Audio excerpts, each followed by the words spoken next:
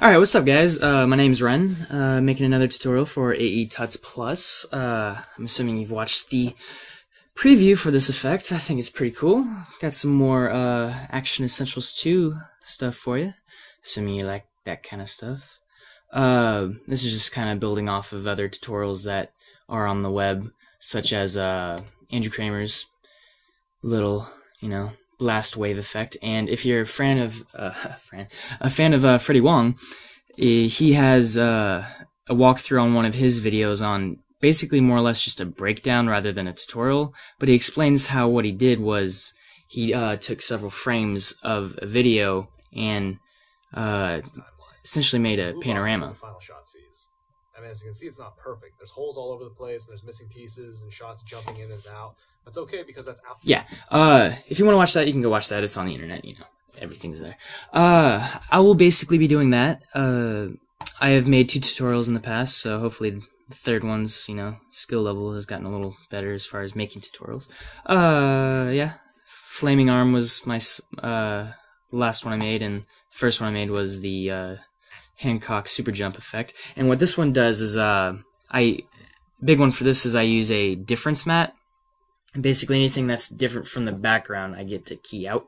That one I tried to use on this video, and it didn't really work out too well, just because of how I had the color of my foreground character, actor, versus the background. It didn't really work out, so what I ended up doing was just rotoscoping it out by hand, and I'm not going to cover that in this tutorial, because it would quadruple the length of this tutorial at least. So I will just, when it gets time to bring in that kind of stuff, I'll just bring in a mat that I have pre-made.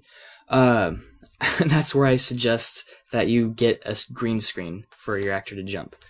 But yeah, so first things first, I will go ahead and start from the beginning, making the panorama of the background. Well, first I had my actor just kind of go through and just jump over and over again. I only have him do it 3 times. Give you a selection to choose from. This is where I would say have a green screen behind him to make it easier to key out later. I think I ended up using this 3rd shot right here. So he jumps, and the idea here is that you cut out his entire body, and you're able to literally drag him from down below the ground, animate it straight up, and then back down again as he lands. So it looks like he's emerging from the earth. Then you disguise his hole coming out of the ground with all the dirt and debris and rocks and epic motion. Yeah. Okay, let's get to it. So, let's go ahead and exit that. We're going to need, if you scrub through here, you'll see that just kind of move the camera around and zoom in on the center part here, just to get all my places covered if I ever need that screen real estate. So I think I have 6 shots that I'll need to freeze frame. So I'll go ahead and hit Control D to duplicate 5 times. So I'll take this top one here and just freeze frame that. Actually, bottom one. Name it middle. And right click, go to time, and freeze frame. Then shut off all the other ones except for the top one. Let's go ahead and call that bottom left, because I believe that's where I go next. Yeah, so just try to get a still point where there's as little motion blur as possible. In hindsight, I would have had the camera much more still for a longer period of time to get no motion. Freeze frame it, and then go ahead and just move that to right above middle. And I guess we can go ahead and move it. So first we're going to want to actually have some working space to use. Go to composition settings, and for here, I put this at like 2500. Yeah, that works. So it's quite a bit of space that you'll have. Actually, I'll probably want some more vertical space. Composition settings. Uncheck that if you already do. Yeah, there we go. And let's see, probably 1600. Will that do it? Yeah, that'll probably give me enough space. So if you hit T with your footage selected, you can drop your opacity down to say 50%, and then you can move it. as you can see, I could align it with my underground footage, or layer below it footage. Just kind of line it up. Doesn't have to be perfect, because of course it's going to be not seen for the most part. So you can go ahead and just kind of see the two, because the reason why it is different is strictly due to lens distortion. You can correct for that, but it's not a big deal. What I ended up doing was I just took a pen tool, just kind of cutting out what I didn't want, which is somewhere along here. Just go through the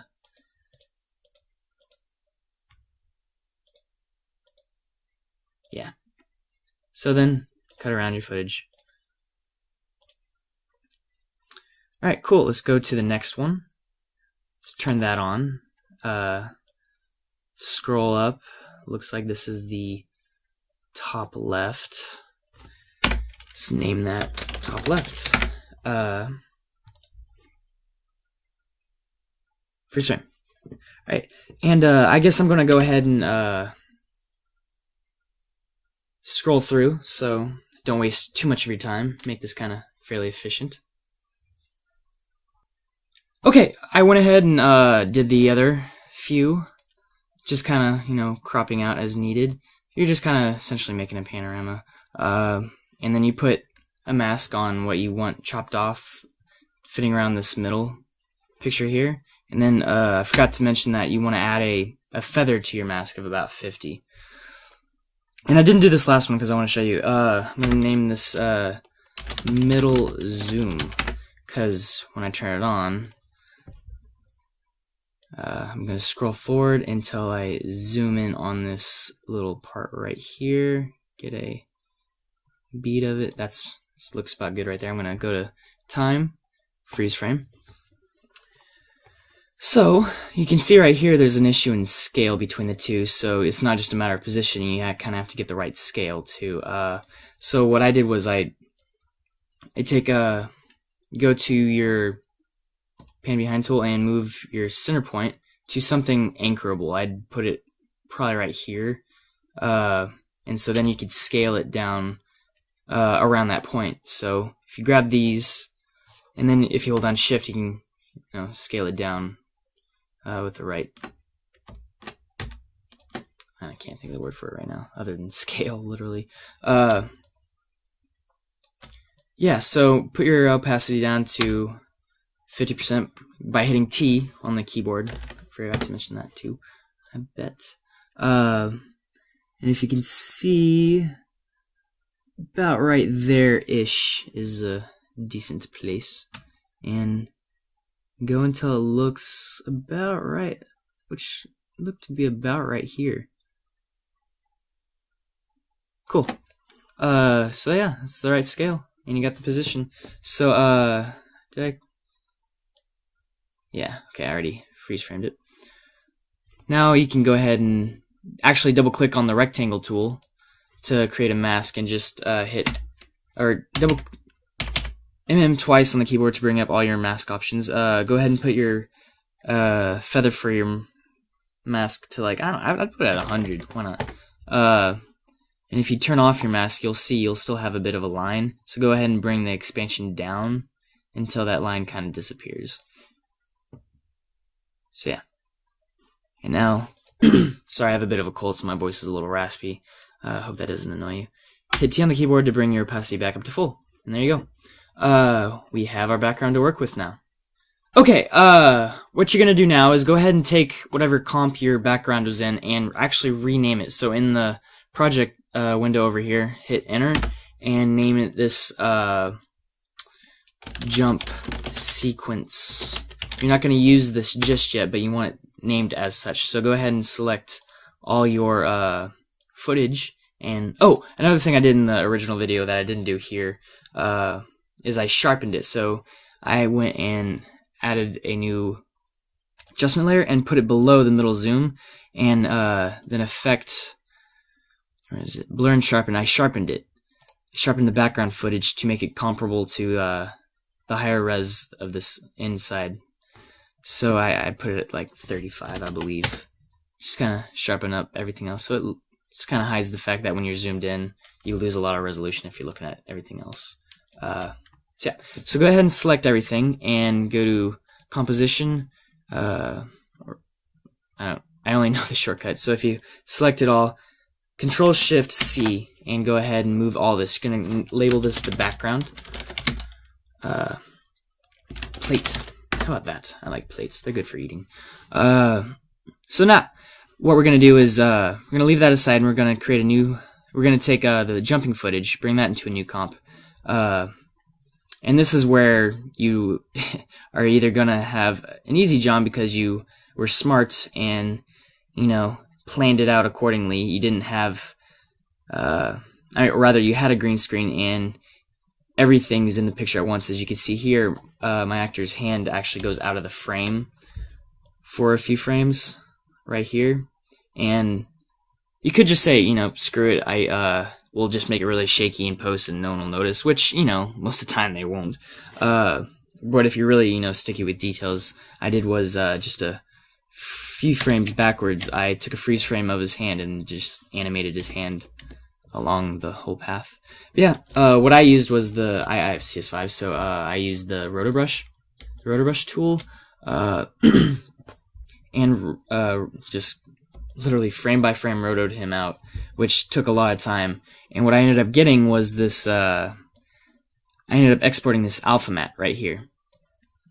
So it's literally just a black and white, you know, video of my actor, his name's Sam, buddy of mine, jumping. And then you can see right after he lands, he cuts out. And that's because I fade back to the original video, because once he's landed, he's not moving anymore. So you can go ahead and you don't have to roto him out. You can just, you know, draw a little mask around the original footage and you're set to go. So go ahead and move this into place-ish around where you'll have it.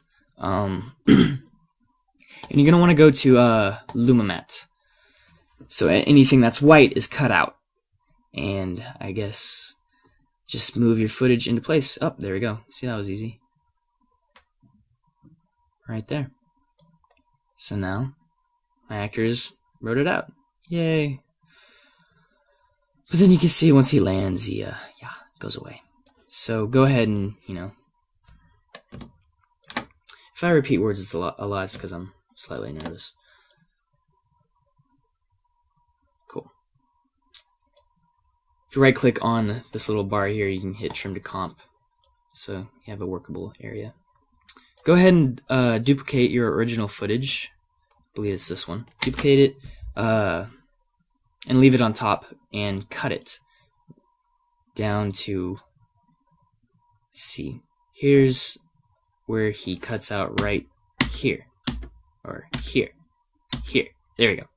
So right here, drag it to just a few frames beyond, and bring up your opacity and keyframe it at 100% and go just as he lands. You want as much time to, you know, ramp into it as you can without making it too obvious. So landing, I'm going to go right there. So cut it to there and move it to 0. So he's jumping, landing, not moving anymore. You can go ahead and fade it in. Oh yeah, one more thing. You're going to want to put a mask around it. So take your pen tool and just kind of cut around. I'm doing it rough. And feather this out to 50-ish or so. So you can see his background fades in as he lands, and you don't have to roto anymore. Just a little shortcut to do. Okay, so now the next thing to do is to go back to our jump sequence and find our Sam. I'm going to pull this out. It's called Sam Jumps 2. I will drag that out, and again, sorry for the raspy voice. So now, ideally, there it is. I'm going to have to place it in the right spot. See if I can, yeah, about right there. As you can see, didn't do a very good job putting the mask in the right spot. You can go ahead and just go back and refine that as you want. Yeah. So the idea here is that as he jumps, you're going to have him below. So go ahead and hit P to bring up your position settings, and go ahead and keyframe it, this right here.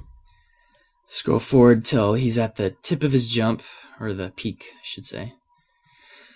About right here, so you can go ahead and add a keyframe there, and then the moment he lands right here, add a keyframe there. Go ahead and turn all these into easy ease frames by hitting F9. Okay, apparently hitting F9 to toggle the easy ease keyframes messes with my screen recorder. It pauses it. So what I did was I just right clicked and I hit keyframe interpolation. I went to spatial temporal interpolation and hit Bezier to turn it to easy ease, but normally I just hit F9 on the keyboard. Yeah. Okay, and hit the plus sign to zoom in, or you can just drag your bar as such. So the idea here is you want to go to your beginning point here and drag it straight down. Hold down Shift to do this to about right here. I'm going to have my actor emerge in this area right here, kind of. Actually, I'm going to drag him over a little bit too. Have him emerge right there. Don't want to move it too much because it kind of defeats the point of dynamics and physics. Because you move at a constant velocity in the forward direction in projectile motion. Yeah, physics lessons for the day for you. So then here, I moved all of them. That's lame. Oh, I know what I did. I had them all selected. That's why. There you go. Okay, now I'll move it down.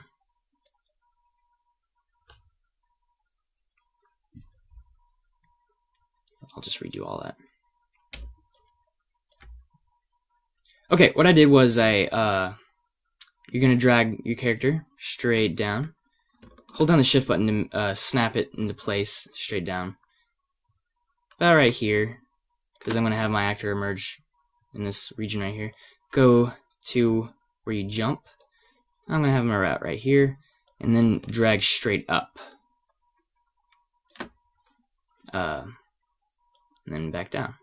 So what you get is this crazy jump that actually follows physics correctly. Yay! So to make it to where it looks like he's coming out of the ground, go ahead and hit Control Y to create a new solid and make it white. Okay. Go ahead and turn it off, but grab the pen tool, and with it still selected, just kind of cut around where you'll have it. Just right there, then off screen.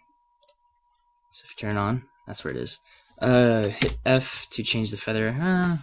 I'd say about 30, maybe. So turn it back on. What you're gonna do is you're gonna have this. I think it's Luma matte.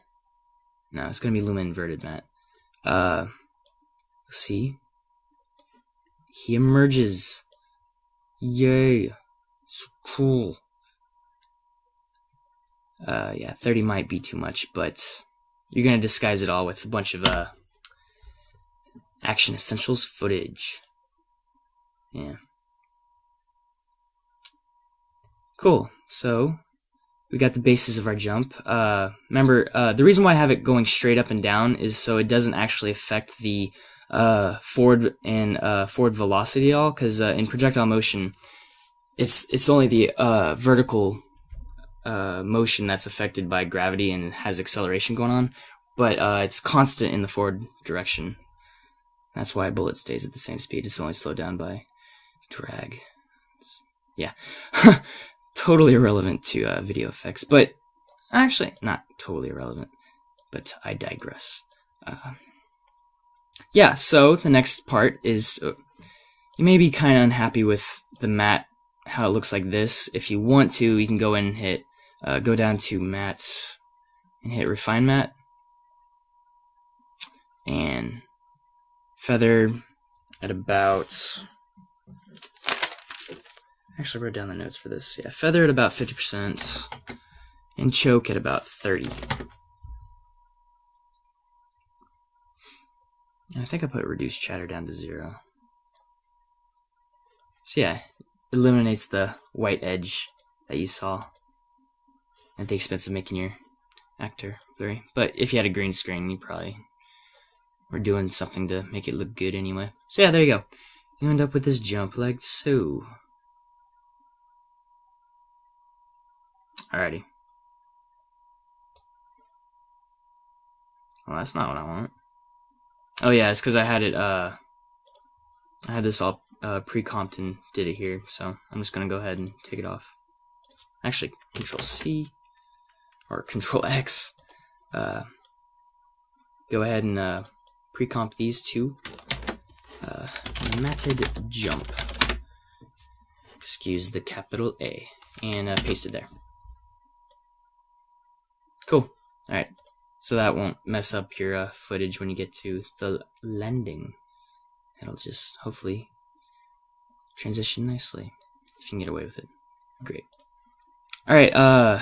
Now it's time to add the cool stuff,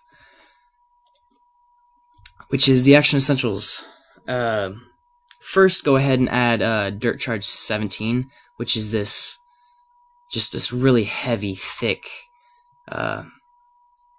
like dirt clump that just kind of bubbles up from the ground, just like blah. Earth is moving. All right, so move that on top. Go ahead and lock this so you don't accidentally move the white solid at all. Go ahead and make it smaller. Oh, and move your footage forward so you have, time before anything happens, before your actor jumps. So about right before he comes out, you're going to want to place, go ahead and lock these two as well so you don't accidentally move them. So here's your footage. You can move it. So about right here, go ahead and take your pen tool and just kind of cut. And if you go into your mask options, you could hit subtract and put your feather up to about 20. And we're gonna color correct it to match the ground as well, so it'll be a little bit more realistic. I went to, I think, hue and saturation is what I did, and I hit colorize, and I think I turned this to about 39-ish range, and change the lightness way down. Not way down, but it all depends on where you're actually coming out of. That's just color matching.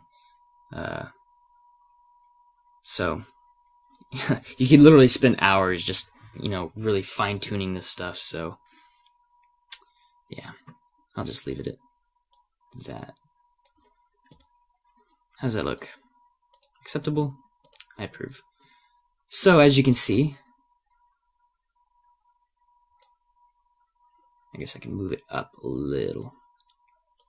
Starts bubbling up, and then my actor comes out. So go ahead and put this underneath your actor, actually. So something along the lines of that. So ground bubbles up, your actor comes shooting through it. And this isn't the only one you're going to do. You're going to add several. It'll add to the impact of it. This is just the precursor, so make sure this bubbles up way before your actor actually comes through it, like that. So the next one I added a lot of rocks. Where are my rocks? Rock debris. Just, take that out there and see. Just starts at a point. Go ahead and put that there. About right here, you're going to have it start. It'll all be really quick. And go ahead and duplicate it a couple times. Move it, hold down W, you can rotate it. And the ones, since it's rocks, you don't really have to necessarily, off time it a little bit. You don't have to necessarily mask out edges and whatnot. This one I went to the scale, and I literally unchecked it and hit negative 100, so you just kind of rotate it the opposite way, and or flip it the opposite way. Yeah, wrong wording. So as you can see, rocks just kind of explode outwards. Adds to the effect a little. And I believe I had debris flying once I got up to here. So about right here, I had the debris flying start partway through.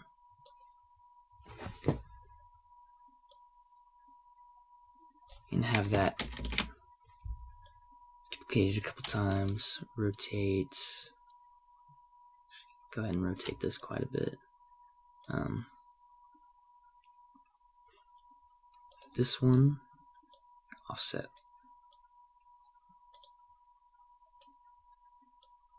You know, this is all for just playing around with. I like pre-comping all my rock and debris stuff, so I could just pre-comp it as one. So I'm like, rocks, because that's what this scene is. It's rocking. Yeah. Okay. Next thing to do after that would be Dirt Charge 13, I believe. I brought that out here, and see, let's go to. What does this look like? Ooh, high velocity shooting. Let's have a couple of those. That looks good. Ooh, I don't like the charge. There's no fire in this. So let's have it right here. So that'll be the first one. Oh, as you can see, you'll want to have to take out the bottom part again. Hit M, subtract F, feather 20. Go ahead and duplicate this twice. Move it.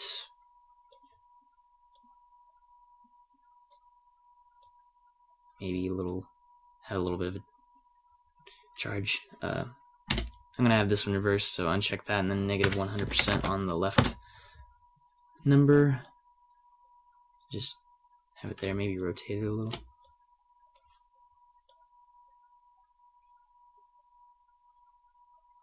Yeah, and this one is gonna come slightly after, so let's delay those a little bit.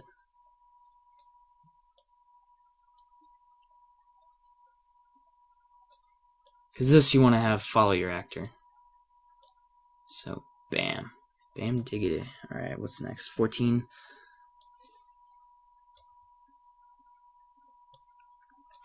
And you can solo them to, you know, make it easier on your render. That one's just a heavy one. Go ahead and... The most important one is yet to come. That's, I believe, number 19 if you want to scroll ahead through that. Alright, subtract. Cool, feather. Yeah. 20.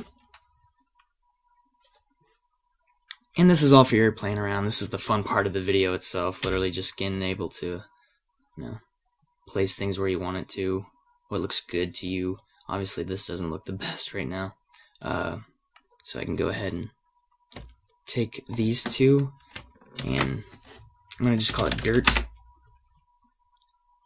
And the same one that I put on this original dirt charge, the effect, I'm going to copy that and paste it onto the entire pre-comp. So I kind of get a similar dirt look to that, if you will.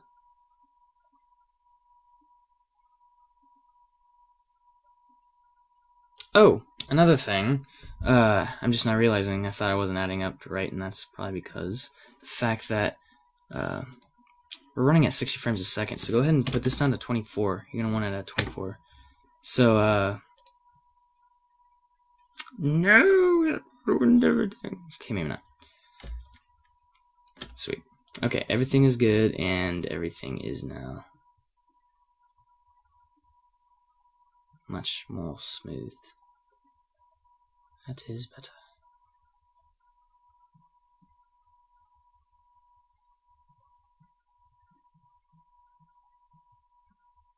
Yep. Okay. So one last dirt charge that's kind of important to put out is charge 19. Put it right here. As you can see, it's a big one. It's the big dirt cloud. You just solo that. It's a tall one. And what I actually did was I stretched it. I made it taller even, just to kind of emphasize the impact you have. And you're going to put this behind everything, even behind the big dirt charge. And go ahead and paste the color correction if you want. Actually, no. Add some lightness to it. It's going to be a little lighter, so to speak. So uncheck that, place it at about right here, and rotate it. You're going to have this go in the direction of your jump. So about right here, go ahead and scrub that through to where it's at a full shot like that. So it's just really to emphasize the fact that your actor is separated from the background.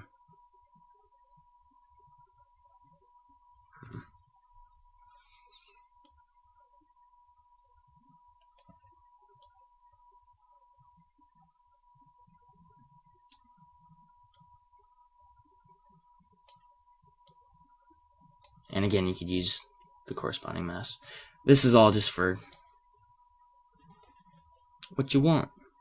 So now the idea behind this is you're going to take all of this and throw it into a new comp. So go back to your project and click the new comp button, and you're going to make just a regular 1280 by 720 comp. Go ahead and lock this while you're at it. Make sure it's 24 frames a second. Cool. So is it jump sequence? I didn't name this comp. Oh well. Jump sequence, looking for you. Alright, drag this out here. So now you will see that we have this. If I could find it. Maybe. Yeah, there we go.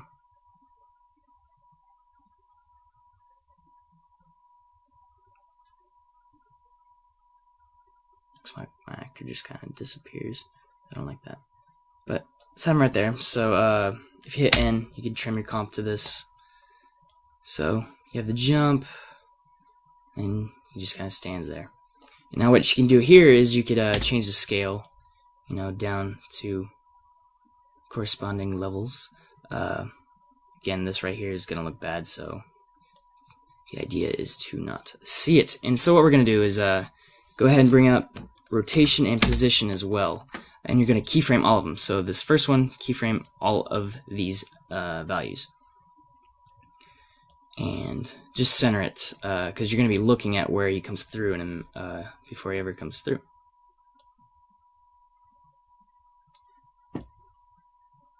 Remember, this is full res at this screen, so goes up. So see it about right there. Go ahead and take the scale backwards just a little. Move it a little, maybe. Maybe add a rotation thing. And then you see that he comes out. And you don't want to react just yet. So about like right here. Now you'll start moving. Scale that a little bit.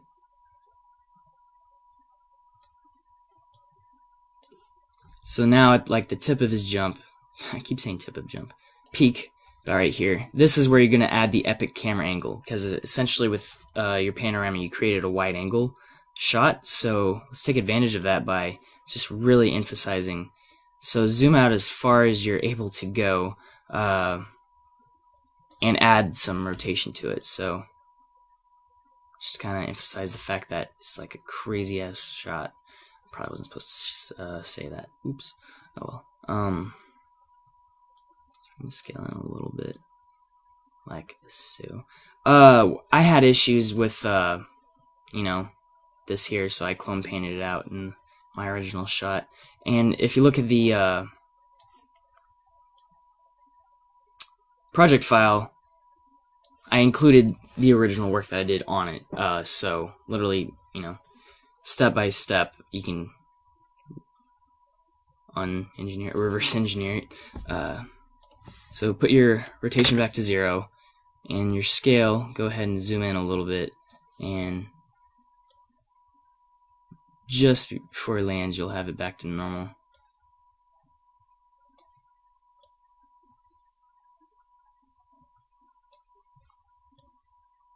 And yeah, so that's essentially what you do. Bust out of the ground, and you're essentially just using this entire outside comp to make your own camera. So if you want, you could literally motion track some points on a wall and use your own camera to make it a more realistic effect, which would be great. Just more time. It's however much time you want to devote to it.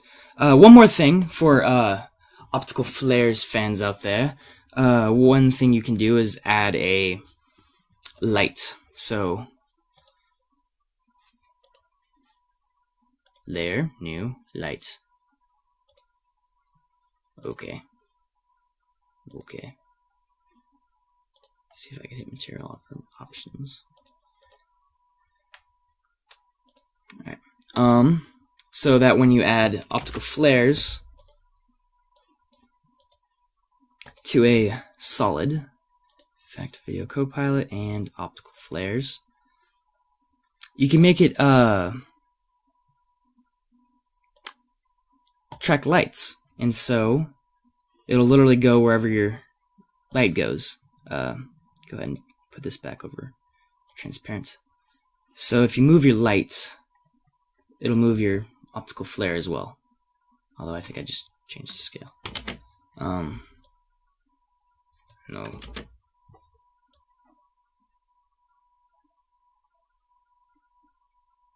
Right.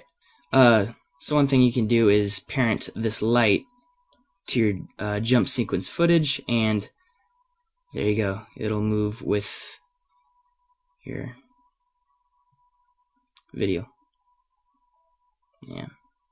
I'm not very good on the fly with this kind of stuff, so it's not exactly the best. But yeah, this is essentially what you get. I can go back and review my final project that I made on my original work.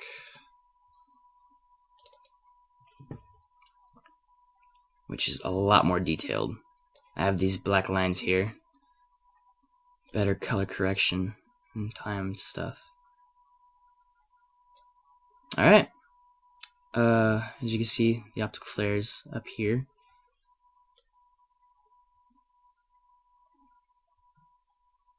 Cool. I hope you enjoyed it. I hope you took more away from this than just learning how to do this exact effect step by step, because I think that's kind of the point of a tutorial, is to just get you to learn how to do something and make it your own, as opposed to redoing it.